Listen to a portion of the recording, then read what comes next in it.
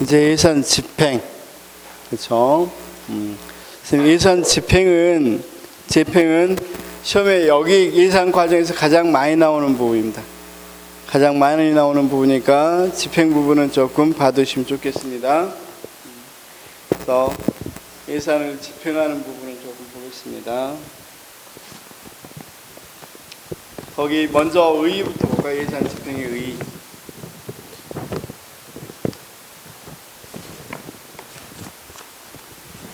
자, 잠깐만.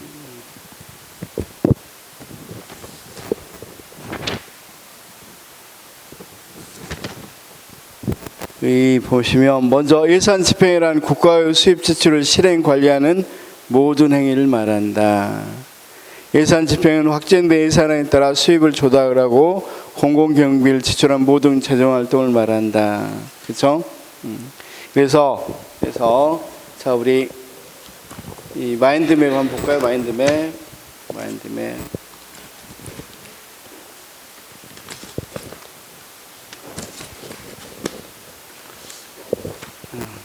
좋습니다.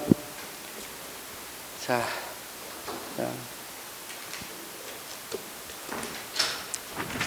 마인드맵 보시면 거기 예산 집행론이라는 게 있습니다. 예산 집행론.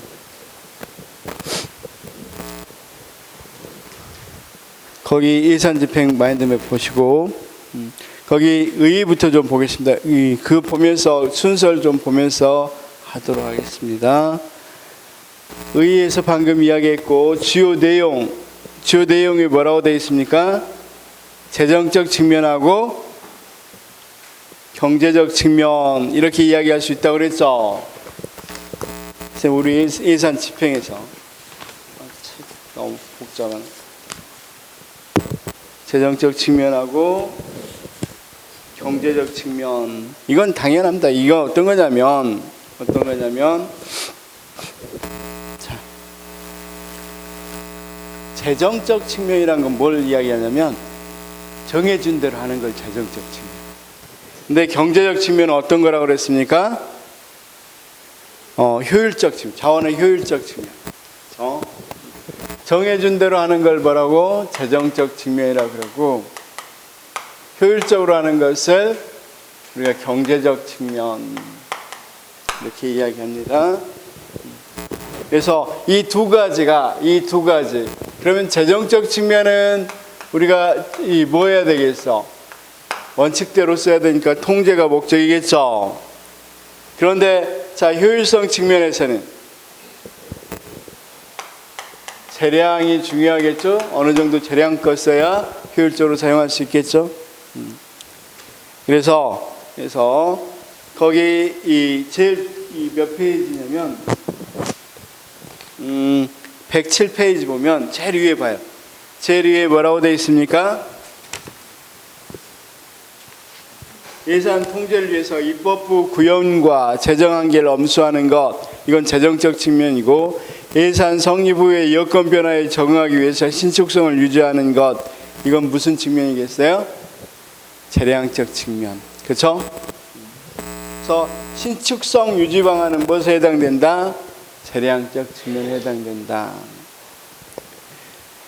자, 그러면 거기 우리가 뭐 어떤 것부터 있어요? 일단 어떤 절차가 우리 이 마인드맵에는 절차가 먼저 들어가 있습니다. 재량적 측면과 통제적 측면 이렇게 나눌 수 있다. 자, 그러면 간단히 우리가 예산이 어떻게 되는 거, 예산이 집행되는 모습을 조금 보도록 하겠습니다. 예산이 집행되는 모습을 절차를 보면 자. 먼저 예산을 배정해 줍니다. 예산을 배정해. 쌤 책을 조금 여기는 신축성 유지 방안부터 나왔으니까 115페이지 먼저 볼까요? 115페이지. 자, 국회에서 예산안이 확정돼 이결됐어. 그럼 예산이 됐겠죠. 그럼 여기 뭐가 돼? 이게 고스란히 어디로 들어오겠어? 기재부로 들어오겠죠, 예산안이. 그렇죠? 이 기재부는 국고실도 있어서 돈도 여기서 관리합니다. 그렇죠? 그래서 기재부가 국고실, 우리 자료 한번 볼까요? 자료 자료 1페이지 보니까 어떻게 집행 절차에서 1페이지 보니까 뭐라고 돼 있어? 중앙부처하고 기획재정 보니까 예산실 있죠? 예산 배정하는 예산실 있죠? 그 다음 자금계획서 작성 및 공공자금관리기금의 운영, 국고국 뭐 이런 것도 있죠? 그 다음 세제실도 있죠?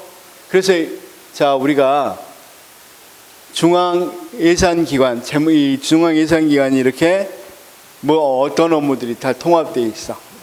예산이라든가 기타 재정 업무가 다 이렇게 통합되어 있죠.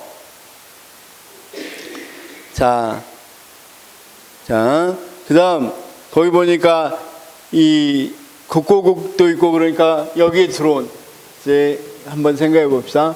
여기에 얼마가 이제 예산, 총 예산이 뭐 600조면 600조가 들었다 합시다. 그렇죠? 자, 그런데 이제 예산이 확정됐으니까 국토부에 얼마, 환경부에 얼마 이런 것들이 이미 어디에서 예산에서 확정돼 있죠. 그렇죠? 그러면 여기에 이렇게 들어가 있으면 제일 먼저 하는 게 뭐냐면 국토부에서 여기서 여기로 나눠줘야 되겠죠. 예산을 이제 줘야 되잖아. 그걸 뭐라고 그래? 예산의 배정이라고 그래. 배정. 이렇게 나눠주는 걸 뭐라고 그런다? 예산의 배정. 그렇죠? 그런데 아까 국토부를 50조 주기로 했습니다. 그렇죠? 그럴 때 지금 이걸 나눠준데 처음에 50조 다 주겠습니까? 처음에 다 주면 어떡해? 먼저 다 써버리면 어떡해요? 그러면 안 되죠. 그래서 분기별로 나눠줍니다. 분기별로 배정합니다. 그러니까 쉽게 말해서 1, 4분기, 2, 4분기, 3, 4분기, 4, 4분기 이렇게 분기별로 배정을 해줘. 분기별로. 자, 분기별로 배정해 준다. 이거 꼭 기억하시기 바라고. 그다음 그런데 이제 수입과 지출 계획은 어떻게 해줄로? 월별로 나누어서 작성해주고 배분은 뭘로 한다? 분기별로 배정해준다. 여기 그다음 중앙 예산기관이 일선 부처에 배정하는 거고 배정에는 어떤 게 있어? 정기 배정하고 그 수시로 배정해 주는 게 있다. 자, 정기 배정과 수신 배정이 있다. 이 정도는 알아두시면 좋겠습니다. 자, 정기 배정하고 수시 배정이 있다. 정기적으로 배정하는 거고 수시 배정은 그때그때 배정하는 걸 말합니다. 자, 예산 배정이 이루어지면 예산에 대해서 뭐가 이루어져? 여기 각 국이 있겠죠? 국이나 여기 과가 있겠죠? 그러면 자, 여기 봐봐. 국토부 예산 담당관이 다시 국이나 이런 데 내려 보내야 되겠죠. 필요한 거. 그렇죠? 여기에 뭐 이를테면 뭐 5조라든가 이런 식으로 내려 보내야 되겠죠. 이런 걸 뭐라 그런다? 재배정이라고 한다. 배정과 재배정. 이렇게 하면 이건 통제입니까? 재량입니까? 여기까지 이렇게 딱딱 배정한 건 통제겠죠. 이거 안에서 어쩌나 이런 거잖아. 원칙적으로 정해준 대로 하고 있잖아요. 그렇죠? 그래서 이렇게 배정하는 것을 우리가 그런데 봐봐. 회계년도 전에 배정한다든가 이래 버리면 재량이죠. 원래 원칙대로 해야 되는데 원칙에서 벗어나는 거 뭐라 그래? 재량 신축성 유지 방안이라. 나중에 한번 보겠습니다. 어쨌든 여기서 여기 내려온 걸 뭐라 그래? 배정과 재배정이라고 그런다. 배정과 재배정. 그래서 예산의 재배정은 정부 부처의 예산기관에서 일산 부서에 재배정한다고 그랬죠. 그다음 여기서부터 한번 봅시다. 보통 이런 데는 재무관이 있습니다. 재무관. 이건 좀 이것까지 알 필요는 없는데 사실은. 재무관이 있는데 재무관은 이 사인해 주는 사람이에요. 사인해 주는 사람을 우리가 뭐라 그래? 재무관이라고 합니다. 그래서 그걸 우리가 사인하는 걸 뭐라고 그래? 지출 원인 행위라고 그래. 지출 원인 행위. 자, 여기 도로를 건설했으면 당연히 여기 건설하는 사람들이라든가 또는 이게 민간에 위탁에 있다 보면 민간에게 뭐 해야 되겠어? 사업해라고 했으면 민간 사업자에게 뭐 줘야 되겠어? 돈 줘야 되겠잖아. 그럴 때 재무관은 지출 원인 행위래요. 지출 원인 행위. 그런데 그래서 지출하는데 이건 또 조금은 순서가 좀 있어요. 여기 봐봐. 재무관이 있고 또 지출관이 있어요. 지출관.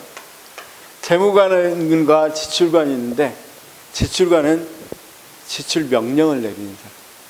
사인한 사람 따로 있고 실제 지출해라고 명령한 사람이 따로 있단 말이에요.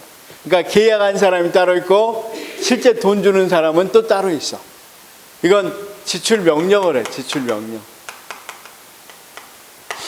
자, 우리 쌤 조금 보면 크게 보면 쌤 116페이지 보면 지출 재무관, 지출관 이런 게 있죠. 그럴 때 자, 재무관은 지출 원인 행위를 담당한다 이렇게 되어 있죠. 그다음 지출관은 재무관으로부터 지출 원인 행위 이 관계서를 송부받고 지출을 명령하는 기관이라고 그랬죠. 자, 재무관이 이렇게 하고 나 계약 이렇게 했어요 하고 지출관에게 넘겨줘. 지출관은 그러면 지출해 주라고 하면 거기 출납기관이라는 게 있어요. 출납기관. 그러면 여기가 이제 뭐 국책은행 말고도 민간에서도 많이 하죠. 그렇죠? 우리가 수입할 때 세금 낼 때 우리가 꼭 이 국책은행에다 냅니까? 아니면 그냥 시중은행에다 냅니까? 한국은행 말고도 이런 데 내죠. 그러면 그런 민간 위탁이 가능하다는 거예요. 이 출납기관. 그래서 출납기관에서 처리를 한단 말이에요. 보통 이제 일반적으로는 이 대표 기관은 한국은행이어야 되겠죠. 그런데 민간 위탁에서 일반 은행에서도 하죠. 그래서 그걸 이제 누구에게 줘야 되겠어? 자, 공사를 했으니까 맡겨서 했을 거 아니야. 이 정부가 나서 공무원들이 공사는 못 할 거고 업체가 선정됐을 거 아니야. 공개 경쟁을 통해서. 그래서 도로를 놨어. 그러면 거기 업체 법인이나 그 사람에게 뭘 해야 되겠어? 돈 줘야 되겠죠.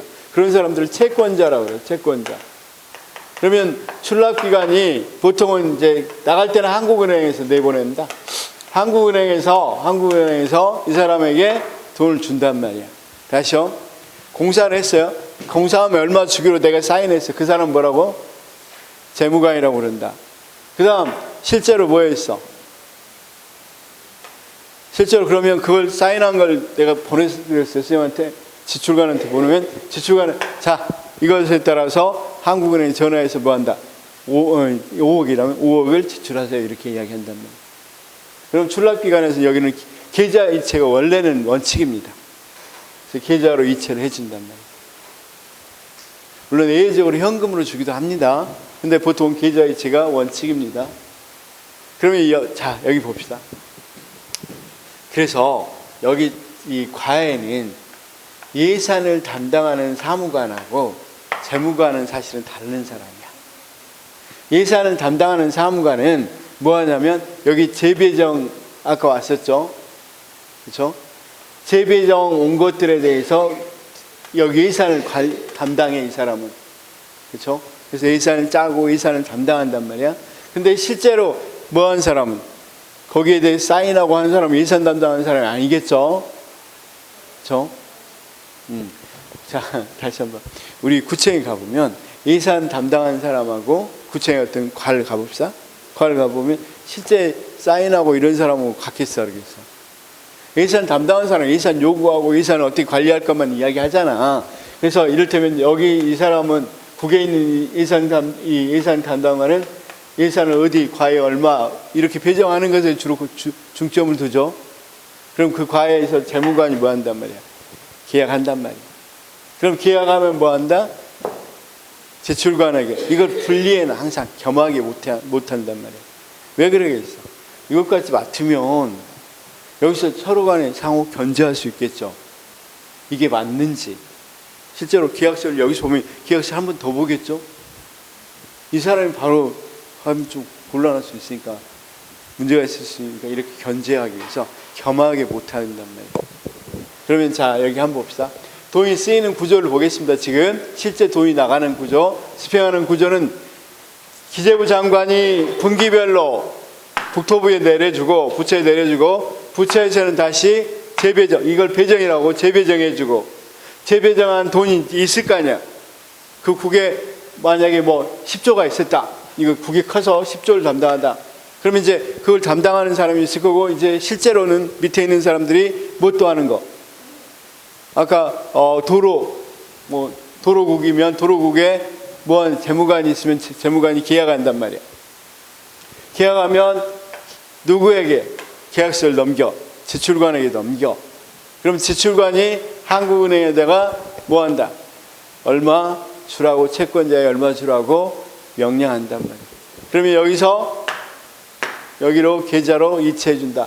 여기까지 다 알겠죠? 이렇게 해서 집행이 일어난다. 돈은 지금 사업을 하는데 재무행정이잖아. 그러니까 돈이 어떻게 흐르는지를 봐야 되겠죠. 이런 식으로 흘러간다고. 이해됐어요? 좋습니다. 우리 책에는 그냥 그 과정을 좀 생략해서 재무관에게 배정한 걸 재배정하는 걸로 써져 있죠. 그냥 사실은 그런데 조금 다른데, 일단은 이렇게 받으시기 바랍니다. 이해됐어요? 왜 이렇게 나누는지도 알겠죠?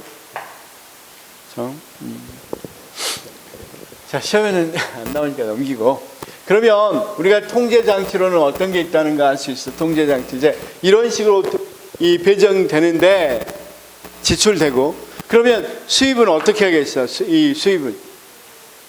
그리고 세금 같은 거 어떻게 하거든? 우리가 세외 수입이라고 해서 과태료 같은 거 걷죠?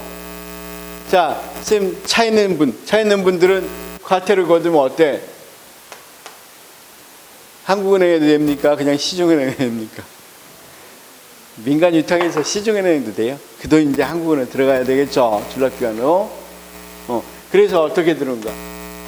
거꾸로 밟아서 들어온단 말이야. 그렇죠? 그래서 그러면 이런 식으로 집행이 이루어진다. 그러면 거기에 이제 이런 식으로 집행이 이루어진 거 알았으니까 통제하는 건 어떤 것이 있는지, 아니면 자율성을 추구하는 게 어떤 거 있는지, 즉 재무적 측면하고 어떤 측면을 보면 되겠어? 재무적 측면하고 경제적 측면을 보면 되겠죠. 그래서 이쪽은 재무적 측면으로 통제하는 것은 배정하는 것도 통제죠. 얼마 이상 쓰지 마라 하고 배정하는 거죠. 그럼 재배정도 통제입니까 아닙니까? 당연히 재배정도 통제가 될 수 있겠죠. 그렇죠? 그 다음 거기에 있는 것처럼 회계 기록 및 보고 제도. 회계 기록. 여러분, 자, 회계 기록 및 보고 제도. 그럼 기록으로 남는 거 어때요? 기록으로 남겨 모든 걸. 쌤, 어떤 사람이 얼마나 썼는지를 기록으로 남긴단 말이야. 그렇죠? 그 다음 어떻게 썼는지를 다 보고하도록 하는 것은 통제죠. 그렇죠? 공무원들이 제일 싫어하는 게 이거야. 기록으로 남기는 거. 그렇죠? 기록으로 남기 언제든지 걸릴 수 있죠. 그 다음, 자, 우리 지금 책을 좀 찾아보면 책에는 앞부분에 나와 있습니다.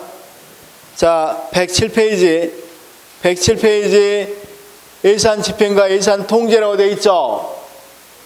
그럴 때 예산 배정과 자금 배정 이렇게 되어 있는데, 선생님이 이것도 그냥 편하게 생각합시다. 원래는 정확히 말하면 예산 배정하고 예산 재배정이 있고 실제 돈을 주는 걸 자금 배정이라고 그래요. 실제 우리가 예산은 그냥 추상적으로 너 얼마 써 이렇게 보내는 거고 실제 보내는 걸 우리가 자금 배정이라고 그래요.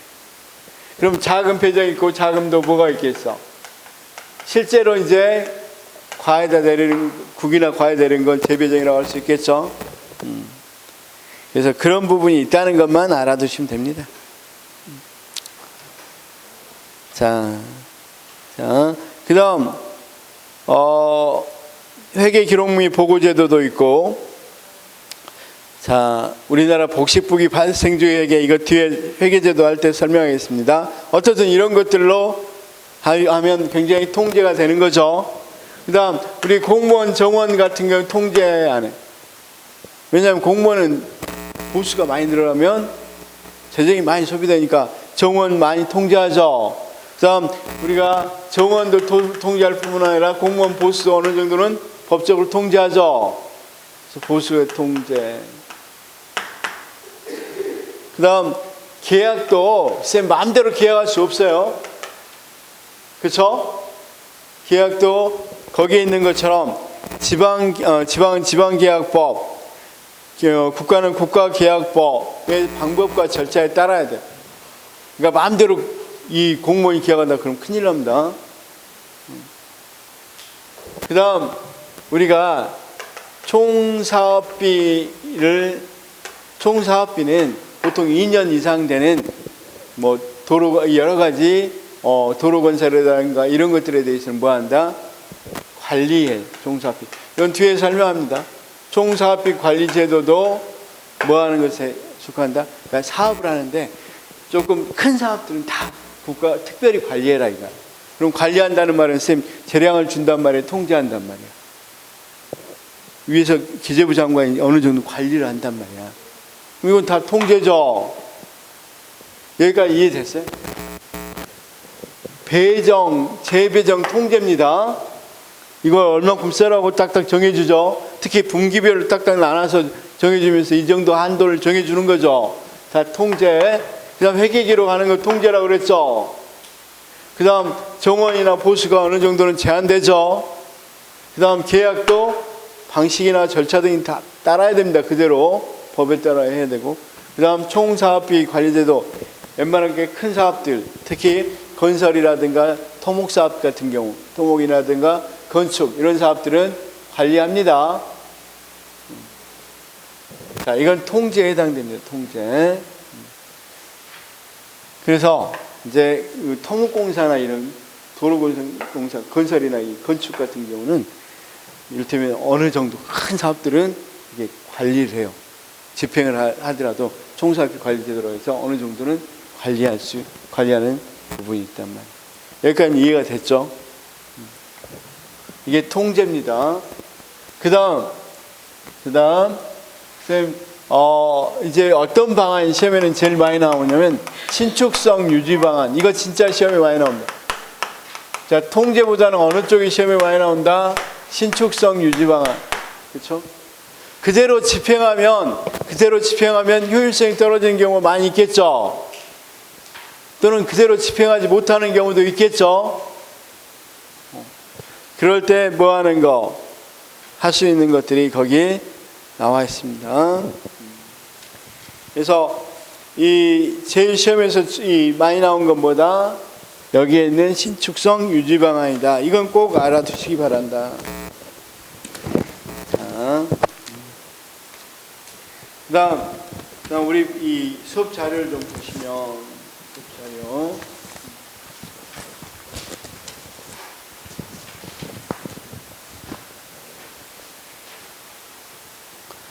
수업 자료 같이 보겠습니다. 수업 자료하고 거기 우리 책 108페이지하고 같이 보겠습니다. 책 108페이지 보면 내용의 신축성 유지 방안하고 시기의 신축성 유지 방안이 나누어져 있죠. 제일 위에 보니까 내용, 시기 이렇게 나눠졌죠. 내용을 뭐 한다? 신축적으로 한다. 아, 쌤 108페이지. 일단 108페이지 보고 108페이지 내용하고 뭐하고 시기하고 나눠져 있죠.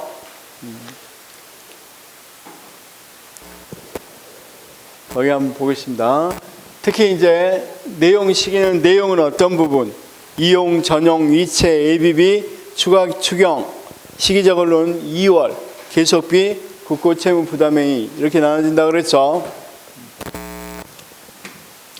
자, 그럼 한번 우리가 이런 걸로 나눠진다 그랬어요. 장관항, 특히 이제 세출 표현은 세양, 목, 세목 뭐 이런 식으로 나눠지죠.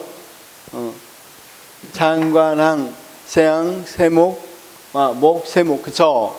이렇게 나눠진단 말이야. 그러면 거기 우리가 세목까지는 하지 말더라도 이렇게 씁시다 그냥. 그럼 여기까지가 무슨 과목이라고 그랬어? 입법 과목. 왜 입법 과목이야? 그렇죠. 국회가 의결을 해야 되는 거니까 입법 과목. 여기는 우리가 그렇죠. 행정 과목이라고 봅니다. 입법 과목, 행정 과목. 지난주에 한번 이 프로그램 예산 제도를 나눠드린 적이 있었죠. A시를. 그렇죠?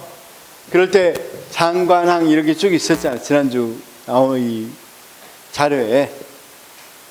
지난주. 그거 보면서 해도 돼요. 그러면 이쪽에서 입법 과목관에서 바꾸는 거 우리가 어떤 게 있었어? 문화 보존하고 문화 또는 관광지 개발 뭐 그런 것들이 있다면 이 돈을 이쪽으로 옮기는 걸 말하죠. 그렇죠? 그런 걸 뭐라고 그런다? 이용이라고 그런다. 이용. 장관항간의 예산의 유용, 사업 내용이나 규모를 변경하는 것, 전용은 행정과목 간에 변경하는 것. 그렇죠? 자, 그러면 자, 이용은 뭐 할 때 쓰는가? 이용은 국회 의결을 거쳐야 돼, 안 거쳐야 돼? 입법 과목이니까 당연히 거쳐야 된단 말이야. 근데 여기는 행정 과목에서 하는 걸, 이쪽에서 하는 걸 우리가 전용이라고 그런다. 전용. 이쪽은 이용이라고 그러고, 이때 전용은 국회 의결을 안 거치죠. 기획재정부 장관의 승인 받습니다. 이것도 정확히 말하면 전용에는 두 가지가 있어요. 기재부 장관의 승인을 받는 경우하고 자체 전용이 있어요. 자체 전용. 자체 전용도 기재부 장관이 미리 범위를 정해줍니다. 이 범위 내에서는 너네들이 전용할 수 있다. 이렇게 정해준 범위 안에서. 그래서 크게 보면 그것도 승인이라고 보면 기재부 장관이 뭘 받아야 된다? 승인을 받아야 된다. 이렇게 쓰시면 돼요. 그 다음 공통점은 뭐가 있습니까? 둘 다 한정성의 원칙에 의해서 목적 정해준 대로 사용해라고 그랬는데 이걸 바꿔서 사용하고 있죠. 사업을 이렇게 바꿔버렸잖아요. 이 비용을 바꿔서 사용했으니까 한정성의 원칙에 의해고, 그 다음 예산 집행에 신축성을 부여한다는 것도 공통점이고, 자, 사후의 대의력을 국회 소관 상임위원회와 예결위에 제출해야 됩니다. 다시요. 이렇게 바꿨다고 아까 국토부면 국토부 상임위원회고 예결위하고 거기다 다 제출해야 됩니다. 이용. 그래서 시험 문제는 이건 나온다. 보통 나오면 장관항이냐 세양목이냐 이것 부분을 입법 과목이냐 행정 과목이냐, 이용에다가 세양과 목 간에 사용하는 걸 말하다. 이 뭐에서 사용하는 거 서로 유용해서 사용하는 걸 말한다. 이렇게 이야기하는데 틀렸죠. 이용은 장관항이죠. 이건 이해됐어요? 이용과 전용은 이제 알겠죠? 지난주 저기가 있었으면 훨씬 더 좋았을 건데. 프로그램 예산제도 할 때 나눠드렸잖아. 좋습니다. 그러면 여기서 이용 전용 봤습니다. 이용과 전용을 봤는데 사실은 이용은 굉장히 한정적으로 써야 되겠죠. 그래서 국가재정법에 이용을 하는 경우가 예가 나와 있어. 쌤 자료 2페이지 보면 이용을 하는 경우가 뭘로 돼 있어? 법률상 지출 의무의 이행을 위한 경비 기관 및 경비 및 기관 운영을 필수적 경비 부족액이 발생했을 경우, 환율 변동, 유가 변동 등 사전에 예측에 어려운 불가피한 사정이 발생하는 경우, 재대책 재원 등으로 사용할 시급한 필요가 있는 경우, 그 밖에 대통령으로 정하는 경우, 뭐 그 밖에 나오면 많다는 거죠. 그래서 어느 정도 그래도 꼭 필요한 경우에만 이용을 하도록 돼 있단 말이에요. 굉장히 제한적으로 하도록 되어 있습니다. 여기까지 이용을 이해했습니다. 이체는 뭐라고 되어 있습니까? 정부 조직 등의 법령의 제정, 개정 또는 폐지로 인해서 직무와 관련해 있는 변동이 있을 때 예산도 이에 따라 변경시키는 거. 자, 여기도 이체도 국회 의결은 필요 없습니다. 거기 이체는 당의 중앙관서의 장의육으로 기획재정부 장관이 하게 되면 예산 이용 또는 전용을 수반하는 경우가 많다. 물론 당연히 이용이 되는 경우는 해야 돼. 이체 같은 경우는 거기 봐. 기획재정부 장관의 예산을 이체할 때는 당의 중앙관서의 장이나 감사원을 통제해야 된다. 자, 우리 지금 안 했지만 한번 생각해 봅시다. 우리 여가부 폐지한다고 지금 많이 이야기하죠. 근데 여가부에 지금 돈이 들어가 있겠어, 안 들어가 있겠어? 여가부에도 당연히 예산이 지금 배정되어 있겠죠. 배정되고 재배정돼서 지금 사용하고 있겠죠. 근데 여가부를 폐지해 버렸어. 이 기능을 다른 데다, 이를테면 교육부라든가 문화체육관광부에다 넣었어. 이 기능의 일부를. 그렇죠? 그러면 이 기능에서 했던 내용들, 이 국에서 했던 것들이 여기 문화체육관광부로 들어가 있으면 여기로 모여야 되겠어요. 이 돈도 옮겨야 되겠죠. 다시 여가부를 폐지하고 각 부서로 그 업무들을 옮겼단 말이야. 그럼 여기 여가부에 청소년부가 있었어. 그게 그냥 교육부의 청소년부로 들어왔어. 그럼 여기 예산이 2조였다 합시다. 그럼 2조는 어때야 되겠어? 여기로 옮겼어야 되겠죠. 이런 걸 이체라고 그래. 그런데 잘 봐봐. 이 지금 여가부 폐지하려면 법률이 수반돼야 되는데, 법률이 있어야 이 여가부가 폐지될 수 있겠죠. 그럼 국회가 이 법률을 폐지한 거잖아. 그런데 이 예산까지 또 국회 의결 거치잖아. 그러면 안 되겠잖아. 이중으로 의결 거치는 거잖아. 그래서 이체는 국회 의결을 거치지 않습니다. 다시요. 그러면 이용은 국회 의결을 거칩니다. 전용은 안 거치죠. 이체도 역시 안 거치는데 그 이유가 좀 다르죠. 이해는 됐어요? 이체. 그 다음 2월이라는 게 있습니다. 2월. 자, 2월에는 크게 무슨 2월과 무슨 2월이 있다고 그랬어요. 2월을 이게 넘겨서 쓰는 거죠. 회계연도를 넘겨서 쓰는 겁니다. 그러니까 회계연도 한정성의 원칙에는 위반해야 되겠죠. 회계연도를 지키는. 그래서 자, 2023년도에 써야 되는데 그걸 어디로 옮겨서 쓴다. 2024년도에 옮겨서 쓴다. 그런데 이건 두 가지다. 어떤 경우와 어떤 경우? 명시2월과 거기 명시2월과 사고2월이라고 돼 있죠. 자, 명시2월은 뭐가 이미 예견돼. 거기 있는 것처럼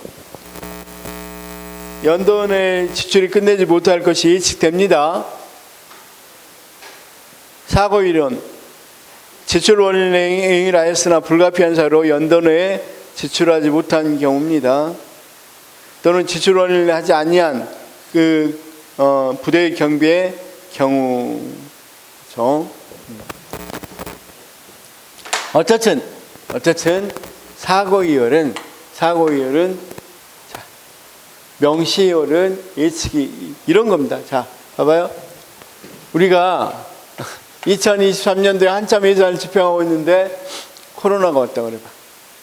전염병이 갑자기. 그래서 팬데믹이 오면 아까 관광산업 같은 걸 할 수 없다고 그랬죠. 그럼 어디로 옮겨야 돼? 2024로 옮겨야 되니까 미리 예측되잖아. 안 될 게. 그러면 2023년에 6월 달에 발생하면 예측이 안 되니까 어디에다가 2024 예산에다가 넣어서 이건 이쪽에 사용하겠습니다 하고 국회 의결을 거쳐야 되겠죠. 자, 좋습니다. 그러면 사고 이유를 좀 보겠습니다. 그래서 국회 의결을 거치고, 근데 여기서도 계속돼.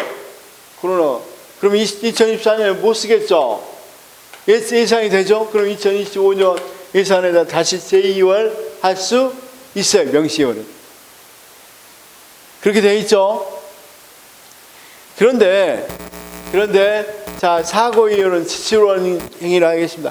도로를 건설하기로 아까 재무관의 사인까지 했습니다. 그래서 얼마를 뭐 이를테면 뭐 300억을 들여서 도로를 건설하기로 해서 사인했습니다.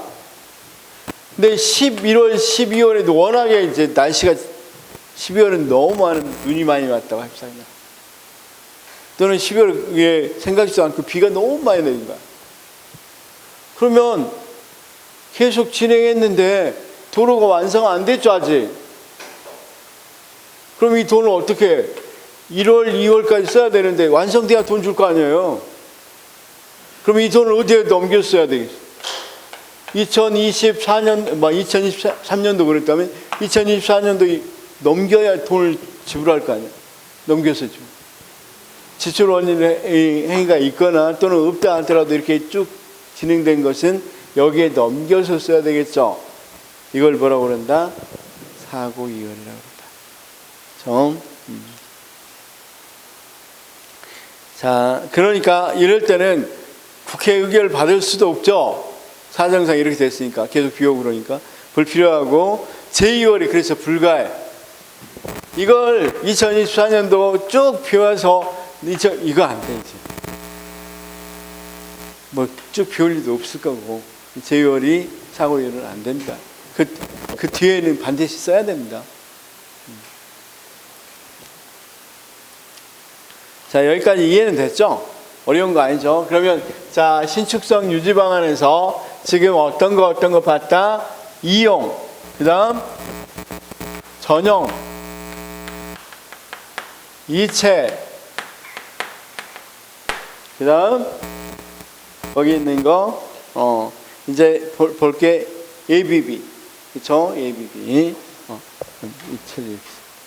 이체, 그 다음 ABB.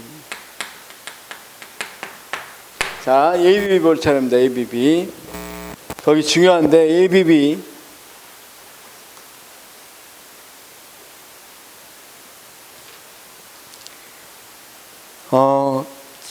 특히 이제 예산 2월에 사용할 수 있는 경우라고 그래서 우리 어디에서 보면 수업 자료에 보면 국가재정법에 규정된 걸 거기 한번 써놔봤습니다. 자료 2페이지 뭐라고 되어 있습니까? 명시월비하고 2, 3, 4, 5는 자 2, 3, 4, 5는 어떤 거에서 해당돼요? 사고 2월에서 해당되겠죠. 2, 3, 2, 3, 4, 5, 2월 2, 3, 4, 5, 2월 나머지는 법령에 제정된 거고 보통 사고 2월은 2, 3이고 나머지는 대통령령으로 정해진 경비라고 그랬죠. 공익사업이 시행이 필요한 거 경상적 성격의 경비로서 대통령이 정하는 경비 이런 것들. 자, 우리가 보통 2, 3, 2, 4, 5 그래서 2월은 일어났었네. 2월은 크게 이런 게 있다는 것만 그 법도 좀 알아둬야 되겠지만 시험에는 거의 대부분 어떤 걸로 나와요? 명시월이냐 사고이월이냐. 그럼 명시월은 국회 의결을 거쳐야 되느냐 안 거쳐야 되느냐. 사고이월은 국회 의결을 거쳐야 되느냐 안 거쳐야 되느냐.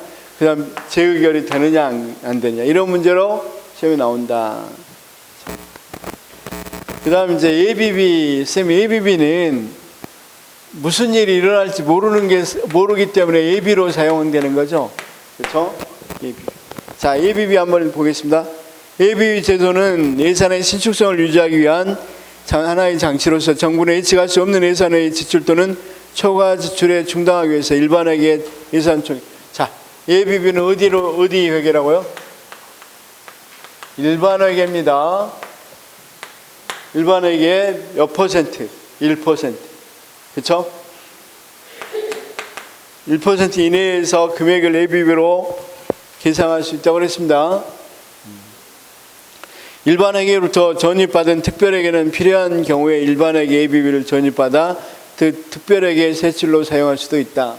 그러면 자, 일반회계 말고 특별회계 같은 경우도 있을 건데 특별회계도 특수한 사항이 있을 수 있겠죠. 그럴 때 여기서 보내준단 말이에요. 1% 내에서 보내줘. 특별회계 ABB로. 그렇죠? 자, 일단 재원은 여기 이내에서 정해야 됩니다. 그러면 여기 이내에서 일반회계 ABB가 자, 쌤 봐봐.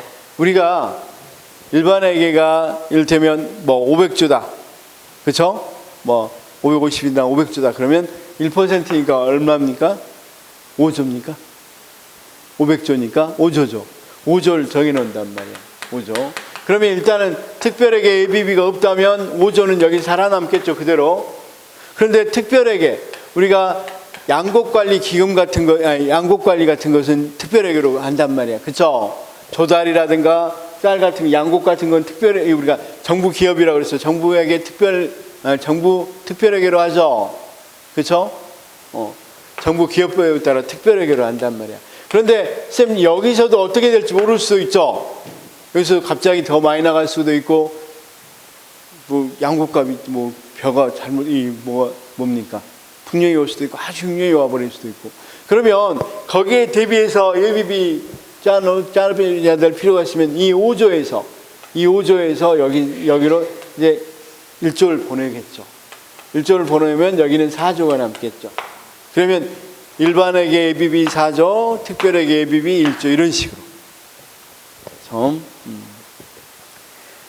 자, 이렇게 계상할 수 있고 답은 ABB를 지출할 상황은 경미한 상황에 해당되며 그것이 중요할 때는 ABB는 예측하지 못하고 별로 중요하지 않은 상황인데 자, 봐. 코로나 같은 상황은 어때요? ABB로 처리할 수 없고 또는 너무 중요하잖아. 그럼 추경을 짜라 이거 추경. ABB로 쓰지 말고 그냥 추경을 중요한 사항 이건 잘잘한 예측할 수 없는 일이라는 때 짜는 거고 아주 메모듣고 큰 사건이 일어나 그러면 추경을 짜라 차라리 이런 말입니다. 그 다음 ABB는 이런 게 있었어요. ABB도 일반회계 1% 이내이고 일반 ABB하고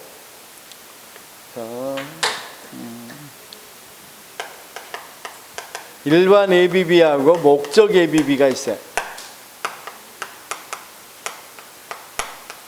이건 좀 많이 문제되는데 일반 ABB는 말 그대로 예측할 수 없는 일에 쓴단 말이야. 근데 목적 ABB는 목적이 정해져 있어. ABB 목적. 그럼 이거 ABB입니까? 여기에 쓰라고 목적이 정해져 있으면 ABB입니까? 웃기잖아요. 그쵸? 그렇지만 목적 ABB가 있다는 거야. 자, 다음은 예산 총칙대로 미리 사용 목적을 지정해 놓은 ABB의 경우 별도로 세입세처를 계상할 때 이를 목적, 그러니까 재대책비, 이건 재대책에만 써야 돼. 그러니까 그래서 재대책에서는 ABB로 얼마를 더 남겨놓는단 말이야.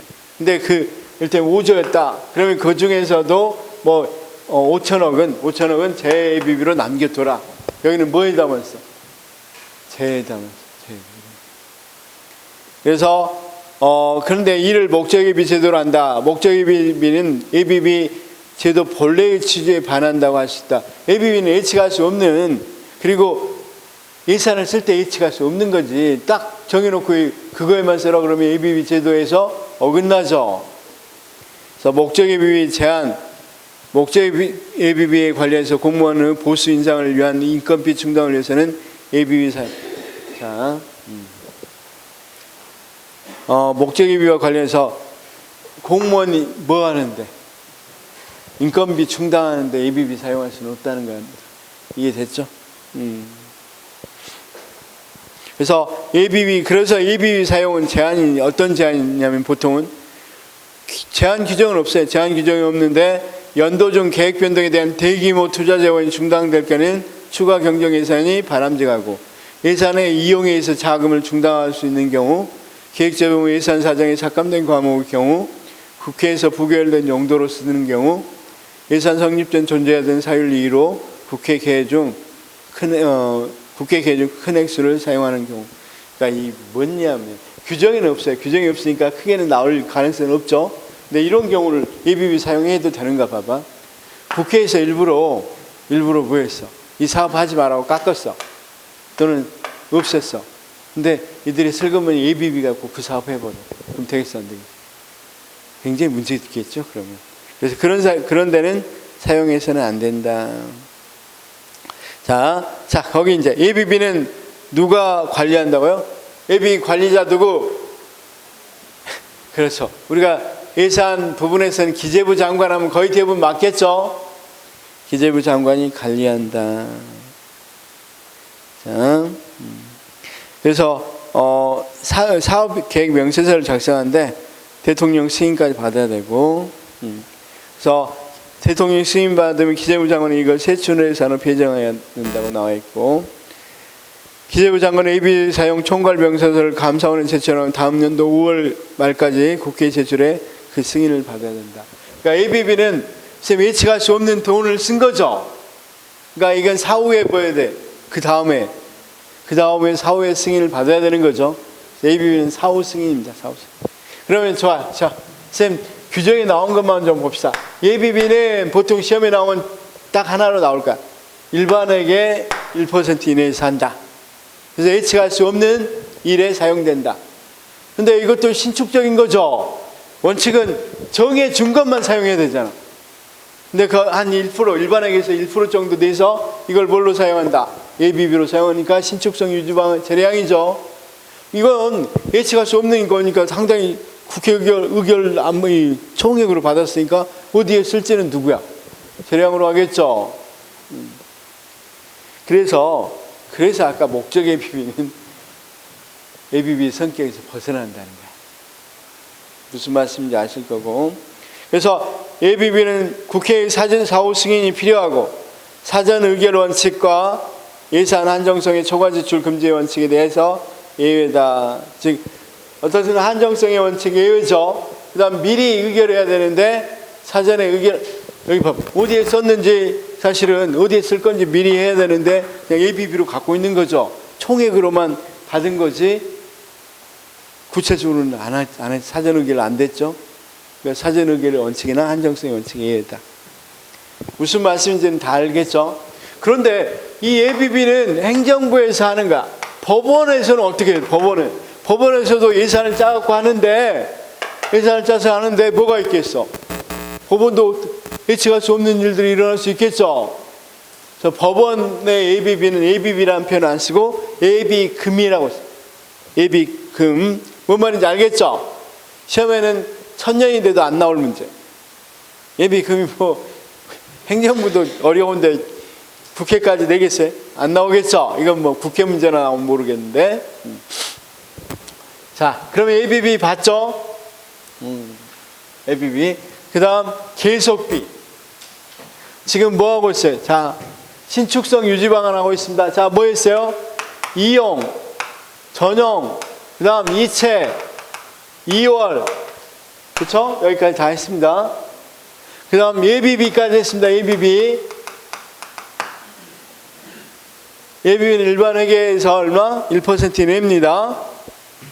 그 다음 계속비가 있어요.